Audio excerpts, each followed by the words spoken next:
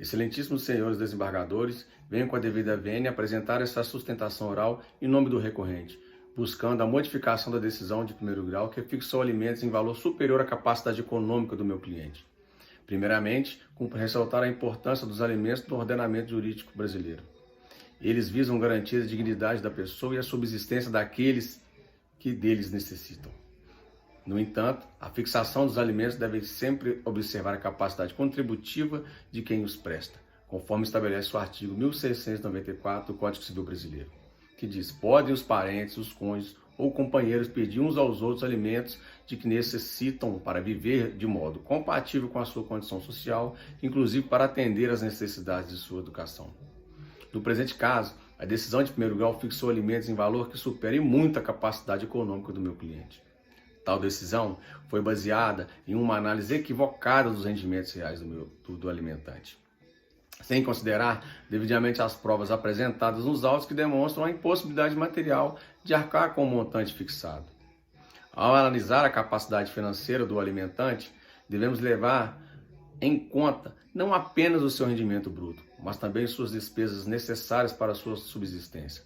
Meu cliente é assalariado, com renda líquida mensal modesta e possui outras despesas fixas essenciais, tais como aluguel, alimentação, transporte e saúde. E ignorar essas despesas fixas dos alimentos é impor um sacrifício desproporcional ao alimentante, comprometendo a sua própria dignidade e subsistência. É preciso lembrar que a obrigação de alimentar deve ser fixada em consonância com o trinômio necessidade, possibilidade e proporcionalidade. Esse critério exige um exame atento às necessidades do alimentado e das possibilidades do alimentante, respeitando ainda os princípios da proporcionalidade e da razoabilidade, em atenção ao citado artigo 1694 do Código Civil. Não se pode exigir do alimentante aquele que está fora de suas reais condições de pagamento sob pena de inviabilizar o cumprimento da obrigação e gerar ciclo vicioso de inadimplemento e de execuções judiciais. Além disso, é importante ressaltar que o meu cliente sempre demonstrou boa-fé e disposição em contribuir para o sustento do alimentado, dentro de suas possibilidades. Não se trata de um pai ou responsável que tenta se furtar da sua obrigação, mas de alguém que luta para manter um equilíbrio entre suas próprias necessidades e as necessidades do alimentado. A jurisprudência pátria é firme no sentido de que os alimentos devem ser fixados de forma equilibrada, e nesse sentido cita aqui o julgado do Tribunal de Justiça do Paraná, da 12ª Câmara Civil, processo 007611-1722-81600 de Maringá, relatora desembargadora Ivanise Maris Tris Martins, do julgado 23/5/2022.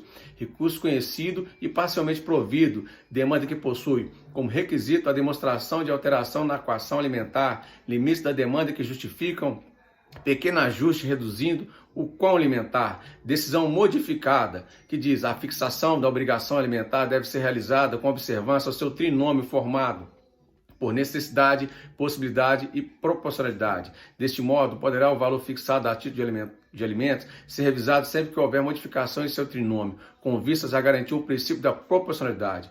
Verbo alimentar intuito familiar vigente, importância de R$ 1.200, destinada neste momento ao filho que encontra com 11 anos de idade, em favor de quem milita a presunção das necessidades ante a menoridade. Contudo, ante a comprovação da redução nos rendimentos do agravante, prudente acolher a cota ministerial e reduzir os alimentos para 30% dos rendimentos do agravante, assegurando o mínimo de R$ 600, ao menos até os novos elementos que tragam à luz a real moldura fática do caso e possam melhor delinear a equação alimentar.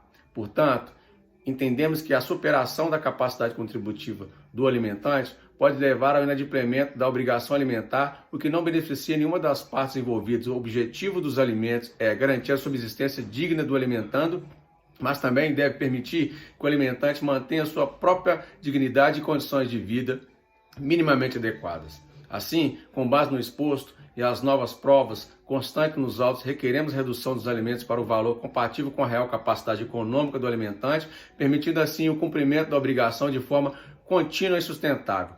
Por fim, reitero o presente sustentação e busco apenas o ajuste razoável na fixação dos alimentos para equilibrar as necessidades do alimentando com as possibilidades do alimentante, consoante aos princípios da razoabilidade e da proporcionalidade que norteiam o direito familiar.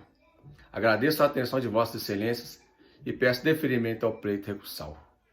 Muito obrigado.